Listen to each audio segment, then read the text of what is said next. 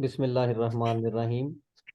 मेरा नाम अबू बकर है और मेरे साथ हैं अवैस भाई, जो कि हमारे को होस्ट हैं, और हमारे आज के जो गेस्ट हैं, एक माया नाज हस्ती अजीज फातिमा की डॉक्टर फजील ताहिर साहब। कैसे हैं फजील भाई आप?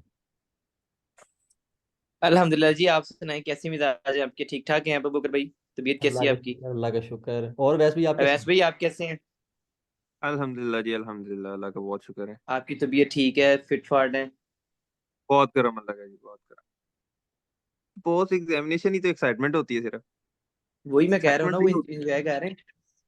अच्छा, इस वक्त जो डोपामिन और सेरोटोनिन का लेवल है ना, वो कह लो कि पूरी जिंदगी बॉडी में इतना डेवलप नहीं हो सकता मेरे ख्याल से। नहीं नहीं, मैं वही कह रहा हूँ, जो एक्साइटमेंट होती है ना सही, वो पोस्ट एग्जामिनेशन ही होती है। बाकी हाँ, आपकी जो पेपर देने के कोई बाद भी आपकी रिलैक्स। है ना एक्साइटमेंट, उसके आगे कोई ना कोई आपके जहन में कुछ चल रहा होता है कि भाई स्टडी स्ट्रेस वो हर वक्त होता है, आपको हर एक्साइटमेंट के साथ होता है। पर ये ऐसी एक्साइटमेंट है, इसमें वो जो मेन है ना स्ट्रेस, वो नहीं है। तो ये सही एक्साइटमेंट है। सही बात है, सही बात है, बिल्कुल सही बात। के लिए प्रॉब्लम जो थी ना, वो पेपर मुश्किल नहीं था। हम एथिक्स जो है वो हमारे अंदर, आपको पता ही है, शायद ना होने के करीब ही है। तो वो हम्म। सारा पेपर एथिकल, आपको पता है, फिर बिहेवियर को बड़ा मेंटेन करना वहां पे। आपको पता है इंग्लिश में झूठ कितना लिख सकता है? कितना झूठ लिख लेगा इंग्लिश में वो भी। पेपर में बच्चे एथिक्स का लिख रहे थे और मैंने सुना चीटिंग हो रही थी। ये बात ठीक है? ठीक है। आया हुआ था कि वो आपको कहेगा कि जी मेरी, आप जो है वो जो बता रही 100 किलोग्राम दवाई लिख दें, मेडिसिन लिख दें फार्मास्यूटिकल कंपनी, और हम आपको रिवॉर्ड में जो है वो 2 एसी देंगे, तो आप क्या करेंगे? वहां पे मैंने तो कई ऑप्शन चूज करने थे, लेकिन वहां करेक्ट जो ऑप्शन था ना, वो कोई भी नहीं चूज करता। वो चूज कोई नहीं करता, लेकिन हमें करेक्ट ऑप्शन चूज करना था कि आप उसको रिफ्यूज कर देंगे कि भाई मैं नहीं लूंगा। वरना भाई हम तो उसे कहेंगे कि हायर का 1.5 टन का, 2 टन का अच्छे वाला हीट एंड कूल जो है ना, वो आपको लेके, क्योंकि आपकी दवाई लिखने के लिए हमें इतने, हमने मेहनत की है, 5 साल गुजारे हैं, 5 साल मेहनत की सिर्फ आपकी दवाई लिखने के लिए। चलिए फजील भाई, फिर पहला सवाल आपसे करते हैं, बाकी वैसे भी सवाल करेंगे कि एमबीबीएस को आपने क्यों चूज किया, कि मतलब वालदेन ने कहा कैसे यहाँ तक है? एमबीबीएस को बेसिकली चूज करना वालदेन ने कहा तो नहीं, बट वालदेन की ख्वाहिश थी। ख्वाहिश इन अ सेंस कहा जा सकता है कि ये चला कहाँ से काम। मेरी दादी अम्मा जो थी ना, वो 2000 यानी कि 2000 में उनकी डेथ होगी। सही। व्हेन आई वाज, वो मेरे अब्बा जी बताते हैं कि मैं 6 माह का था, 6 मंथ्स ओल्ड, मतलब मुझे पैदा हुए 6 माह हुए थे तो मेरी दादी माँ का इंतकाल हो गया था। तो है ना, अपनी बीमारी की हालत में ना वो अक्सर ये ख्वाहिश किया करती थी मेरे अब्बू के साथ, कि मेरी ने ख्वाहिश है कि, मतलब इन पंजाबी में अगर कहूँ, मतलब उनके अगर जस्ट जो वर्ड्स हैं उनको कॉपी पेस्ट करना चाहूँ, तो वो ये कहती थी कि मेरी ख्वाहिश है कि पुत्र तू डॉक्टर बन। तो अब्बा जी कहते थे कि वो चीजें ना उस वक्त तो खैर हम उसको ऑर्गेनाइज नहीं कर पाए, क्योंकि एक सबसे जो मेन चीज थी ना, nothing is more important then being focused. उस वक्त फोकस नहीं था, उस वक्त कह लो कि आपके पास डायरेक्शंस नहीं थी। ठीक है, अब हम भी अगर डॉक्टर्स बने हैं तो हमारे पास डायरेक्शन थी। हमने फर्स्ट ऑफ ऑल, हमारी पहली सीढ़ी थी 9th का एग्जाम्स, फिर उसके बाद हमने एफएससी में गए, उसके बाद फिर हमने एमडी कैट दिया, यानी कि स्टेप बाय स्टेप सारा प्रोसेस था। उस वक्त तो एक तो फोकस नहीं डेवलप था, इतनी गाइडेंस नहीं थी, इतना डायरेक्शन नहीं थी। तो अब्बा जी कहते हैं हम तो नहीं कर पाए, लेकिन मेरी ख्वाहिश थी कि मेरे बच्चे हों, बेटे हों, तो मैं उनमें से ना जो है वो किसी और एक को या सबको डॉक्टर बनाऊं। तो बेसिक वजह ये थी। फिर सेकंड जो बात, वो ये मेन इंपॉर्टेंट जो सबसे मेन चीज है कि वो स्टडीज में जो है वो आपको एक मेंटेनेंस कायम करनी बहुत जरूरी होती है। तो उस मेंटेनेंस की वजह से मतलब बिल्कुल। यानी कि अगर आपने अच्छा स्कोर किया तो फिर आपको मोटिवेशन मिलती है कि आप 10th में भी अच्छा स्कोर करें। फिर जब आप 10th में अच्छा स्कोर करते हैं, यानी कि एसएससी के एग्जामिनेशन, आप हायर सेकेंडरी के एग्जामिनेशन पे फिर जब आप अपीयर होते हैं, फिर आप उसमें भी अपने आप को ग्रेसफुल बनाते हैं। फिर आप एमडी कैट में नेक्स्ट स्टेप की तरफ जाते हैं। अल्टीमेटली जो है वो आप फिर एमबीबीएस की तरफ जो है ना वो एक्सेल करते हैं, एमबीबीएस की तरफ आते हैं। तो ये मेरा सारी, मतलब यानी कि मेरी एमबीबीएस की तरफ आने की जो थी ना वो, मतलब मैंने कि मेरी ये बिल्कुल ख्वाहिश नहीं है कि मैं एक जो है वो ऐसा डॉक्टर बनूं कि जिसकी 1500, 2000, 2500 रुपया, 3000 रुपया फीस हो, और जिसके अंदर एहसास कोई ना हो, और हर चीज जो है ना वो बिल्कुल ही कह लो कि मेरे नजदीक उसकी कोई वैल्यू ना हो। तो ये मैं आप मतलब ये सारी option यानी ये कि आप मैं इस सारी चीजें से। ये आपने पैसों वाली बात की है, सॉरी आपको काट रहा हूँ, ये आज का पेपर दिया इसलिए कि ये रहेगी लॉन्ग टर्म में? नहीं नहीं, ये इंशाल्लाह आई थिंक सो, आप बस दुआएं जो है वो साथ रखें।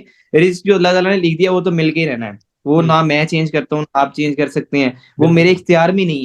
ठीक है, अगर उसने मेरे मेरे बिल्कुल नसीब में बिल्कुल। 50 रुपए लिखे हैं तो मुझे 50 ही मिलने हैं, बस तरीका मैंने ऑप्ट करना है कि मैंने वो किस तरह लेने हैं। तो इंशाल्लाह जो है वो ये, यानी कि this starts from my grandmother, then shifted towards my father and ultimately towards me. और फिर मैंने जो है वो एमबीबीएस को चूज किया है कि जी पढ़ना चाहिए, यानी कि एमबीबीएस करना चाहिए और डॉक्टर बनना चाहिए। और अब जो डॉक्टर बन के जो मेरा मोटिव है वो यही है कि सर्विंग ह्यूमैनिटी अल्टीमेटली, मतलब under the guidance of Islam, serving humanity इंशाल्लाह। और हम यही मकसद के तहत अपनी जिंदगी गुजारेंगे इंशाल्लाह। बस आपकी दुआओं की हमें जरूरत जो है हर जगह रहेगी। आपने रिस्क की बात इंशाल्लाह की, इंशाल्लाह। मुझे एक वाकया याद आ गया। मौला अली जा रहे थे एक ट्रैवल गाइड के साथ, वो उन्हें रास्ता बता रहा था। तो उनसे ना एक सिक्का नीचे गिर जी गया, उसने ऊपर पैर रख दिया। तो मौला अली ने फरमाया कि अल्लाह के बंदे, देने मैंने तुझे ही थे, मर्जी तेरी थी ऐसे लेने या वैसे लेने। तो रिस्क तो जो बिल्कुल हम्म। नसीब में आना ही है। वैसे भी अगला सवाल करेंगे हम, तुम इन्ना सीरियस करता माहौल, वैसे भी कुछ पूछो। जी अच्छा फजील भाई, ये बताएं कि आपका व्यू कैसा है एमबीबीएस के ओवरऑल, एक एमबीबीएस के बारे में। लाइक जैसे कहते हैं कि ना सोशली ये बहुत आपको ना कट ऑफ कर देता है एमबीबीएस। तो इसके बारे में आपको क्या इनके व्यू है इसके बारे में? अच्छा, ये अवैस भाई, आपने जो जो क्वेश्चन किया ना, ये क्वेश्चन बड़ा ब्रॉडर एक्सपेक्ट से, यानी कि ना वो आज अगर इसकी मैं फनलिंग करूँ ना, तो मुझे ये मतलब ब्रॉडर एक्सपेक्ट से जो है ना वो माइनर एक्सपेक्ट की तरफ आना पड़ेगा। बिकॉज क्योंकि आपने क्वेश्चन किया कि अब एमबीबीएस के बारे में आपका क्या कॉन्सेप्ट है, तो इसके बहुत से पॉजिटिव कॉन्सेप्ट्स भी हैं, बहुत से नेगेटिव कमेंट्स भी हैं। ठीक है, तो अगर तो आप पूछें, जो आपने मतलब क्वेश्चन में जो बात जिस पे आपने फोकस किया वो ये थी कि सोशल कट, तो आई थिंक सो, मेरा ये ख्याल, मेरा ये मानना है कि आपको एज सच जो है वो एमबीबीएस सोशली कट नहीं करता। ठीक है, फॉर एग्जाम्पल अब कुछ गैदरिंग्स होती हैं जहां पे आपका जाना बहुत जरूरी है। ठीक है, कोई जिन गैदरिंग में जाना आपका जरूरी है वो जाहिर बात है बड़ी इंपॉर्टेंट गैदरिंग होंगी। वहां पे कोई आपके ब्लड रिलेशन की फॉर एग्जांपल कोई वेडिंग सेरेमनी है, या फॉर एग्जांपल कोई ऐसा सिचुएशन बन गई है, कोई मतलब यानी कि नागहानी कोई सूरत वाकया कोई पेश है कि जिस तरह फॉर एग्जांपल कोई फैमिली में डेथ हो गई है, तो वहां पे आप जाना है। अगर फॉर एग्जांपल आप 2 घंटे के लिए शादी पे या 2 घंटे के लिए आप मतलब किसी की फेडरल पे जाते हैं ना, तो उससे आपका स्टडीज का जो है वो कोई किसी किस्म का प्रेशर जो है ना, वो बस एक आपने एक ना एक साइकी बना ली है कि मैं अगर जो है वो इसको मिथ है। जो छोड़ के जाऊंगा तो पता नहीं क्या हो जाएगा। होना कुछ भी नहीं है। अगर आप 2 घंटे किसी को खुशी में शामिल हो जाएंगे या 2 घंटे किसी के गम में शामिल हो जाएंगे तो उससे आपको कोई फर्क नहीं पड़ना। हाँ, उसके लिए आपको एक स्ट्रेटजी बनानी पड़ेगी। वो क्या है, पॉलिसी क्या है कि आपको जो है वो वही 2 घंटे जो फॉर एग्जाम्पल आपके, मैं तो वेस्ट तो नहीं कहूंगा इसे, वो जो 2 घंटे आपके वहां पे लगे हैं, आप उनको किसी और वे में उनको जो है वो कह लो कि अवेल कर लो। ठीक है, पढ़ना ही मकसद है ना।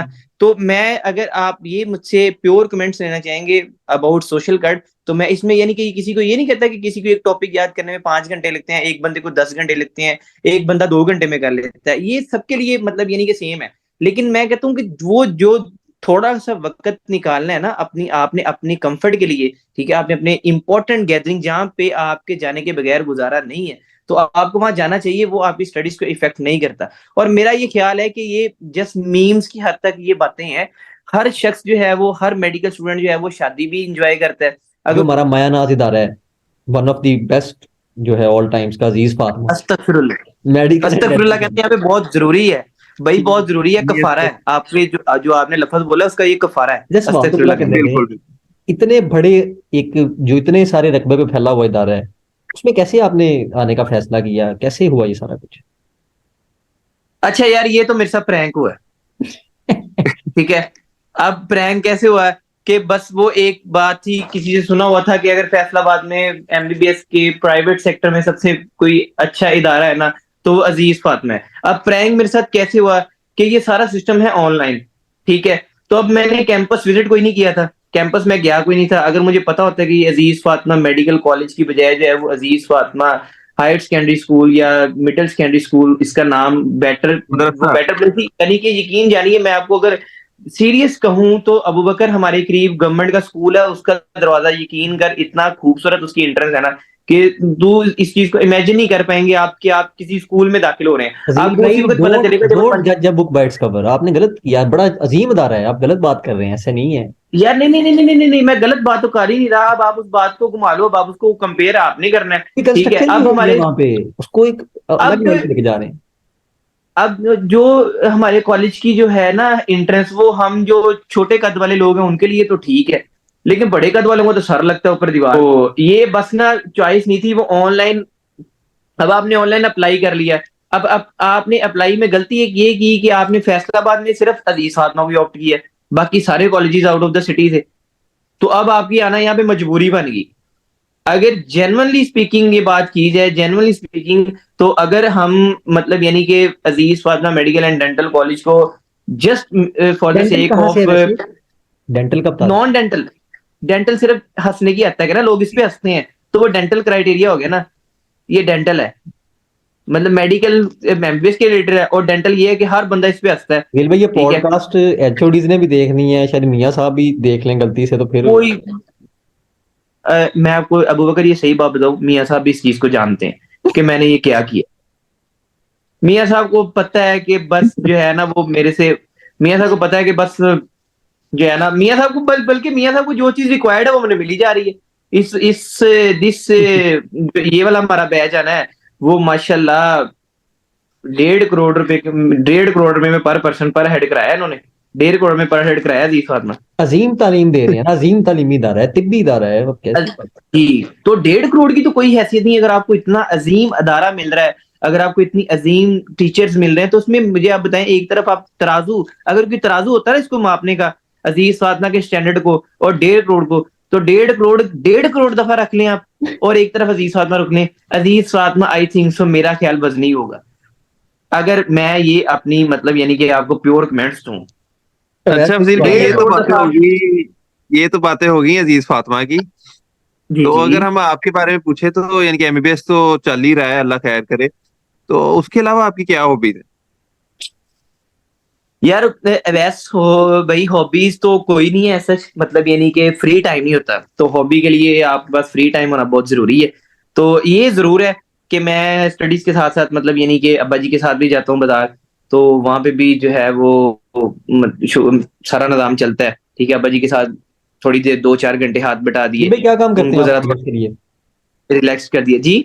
ऑडियंस के लिए को बताने के लिए क्या काम करते हैं, अपनी शॉप का भी बता दें, लोग देखेंगे। मतलब जी, हमारा वो क्लोथ क्लोथ का ट्रेडिंग है ना, वो जो हमारे पास, वो आपके पास होता नहीं है, यॉर्न मार्केट फैसलाबाद की, जिसको सूतर मंडी भी कहा जाता है उर्फे आम में। अब वो स्टिग्मा, ये लफ्ज बड़ा ना बुरा तस्वर किया जाता है, कोई नहीं, तो मैं इस खैर वक्त अब इसको छोड़ो। यॉर्न मार्केट कह दिया। हाँ, तो वो सूतर मंडी में मतलब यानी कि ना, मतलब कारखाना बाजार में हमारी कपड़े की जो है ना वो कपड़े की ट्रेडिंग है।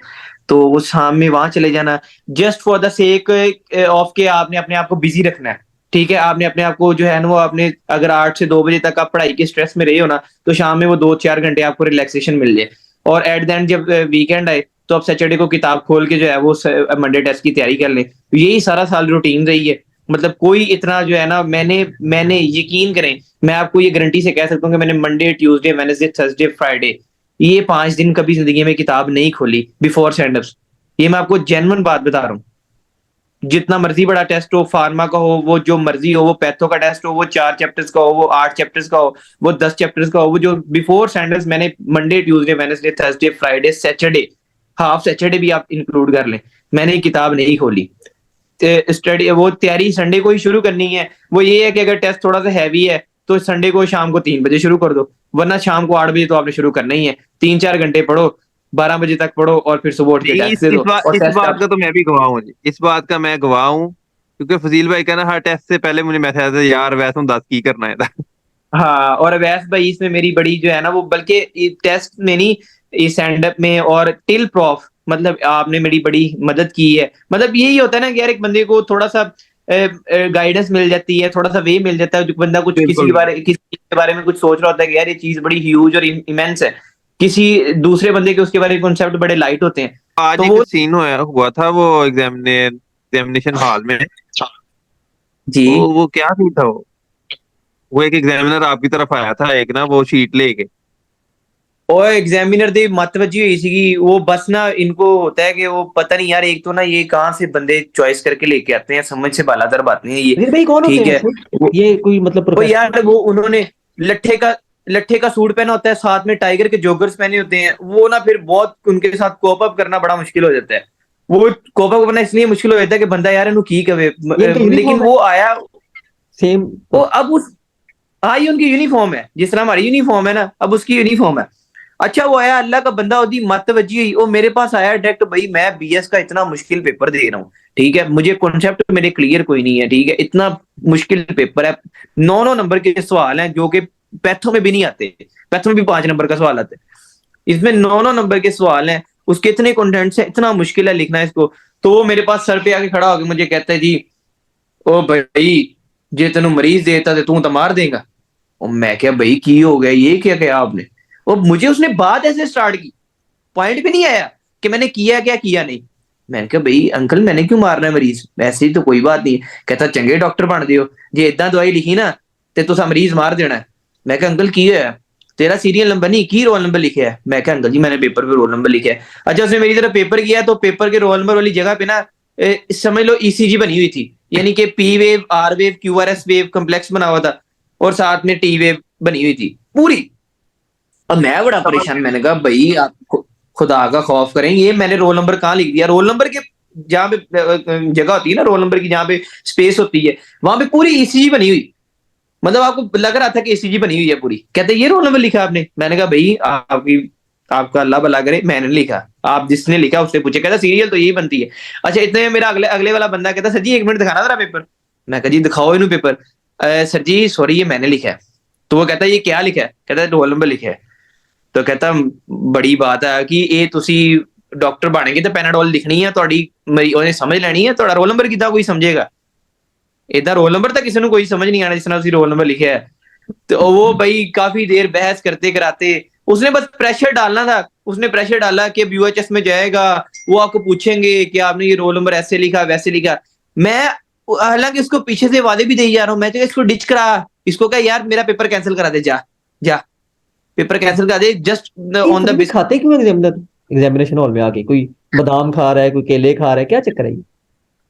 भाई वो अल्लाह के बंदे 2 घंटे अब हमारे तो गुजर जाएंगे, उनको क्या टेंशन है, वो तो रिलैक्स बैठे हुए हैं। कोई किन्नू खा रहा है, ये क्या चक्कर है? मतलब ड्यूटी नहीं करते हो? भाई सर्दी बहुत है ना, सरकारी सर्दी माल सर। अब किन्नू पेपरों तो बाद ਲੱਭਣ ਨਾ ਤੇ ਫਿਰ ਉਹਦੇ ਤਾਂ ਰਹਿ ਗਏ ਸਰਦੀਆਂ ਦੇ,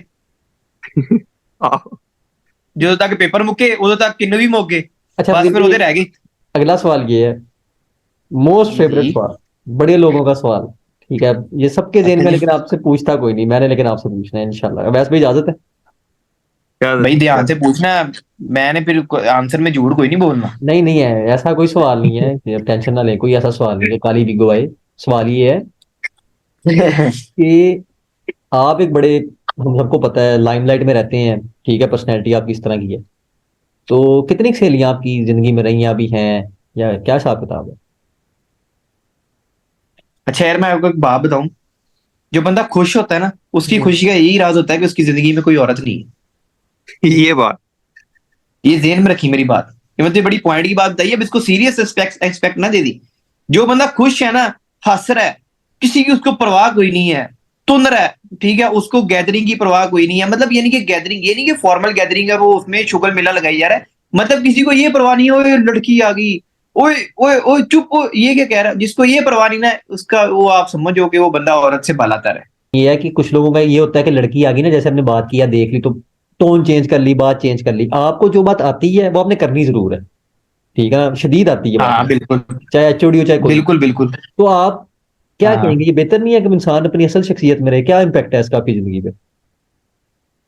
यार असल शिक्षण में तो रहना चाहिए, लेकिन अब जिस तरह हम कैजुअलिटी में डिस्कशन करते हैं ना बॉयज, तो अक्सर ऐसे अल्फाज भी मुंह से निकल जाते हैं। अब आप लोग मेरे इस बात की गवाही दोगे कि जो नहीं, है अल्फाज उस बताएं गैदरिंग में ना, यूज ऑडियंस करने को क्या वाले पता, आप अल्फाज बताएं, वो ऑडियंस को पता थोड़ी पता है। अल्फाज काफी होते हैं यार, मतलब फॉर एग्जाम्पल कुछ भी अल्फाज, वो आपको पता ही है क्या अल्फाज है।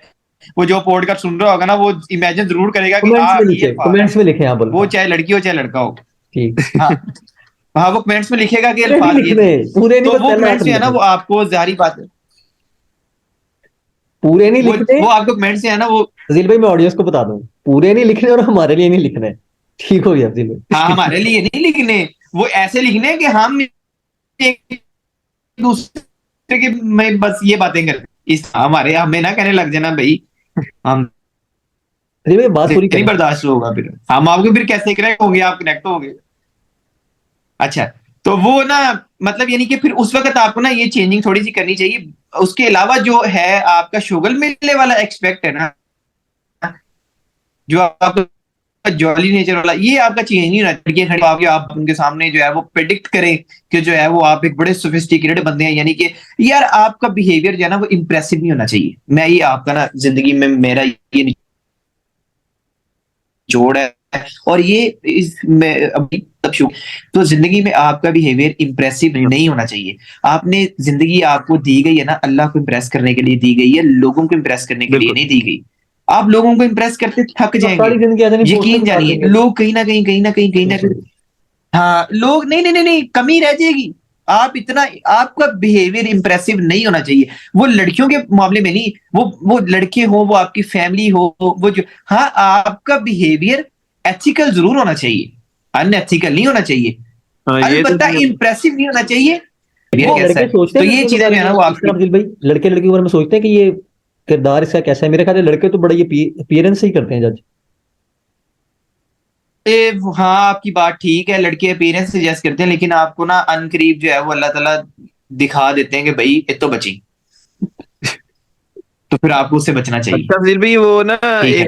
एक सवाल अगला मैं आपसे पूछता हूँ कि वो पूछना था कि आपकी फेवरेट टीचर कौन है और वो डॉक्टर फराही क्यों है? डॉक्टर फराह।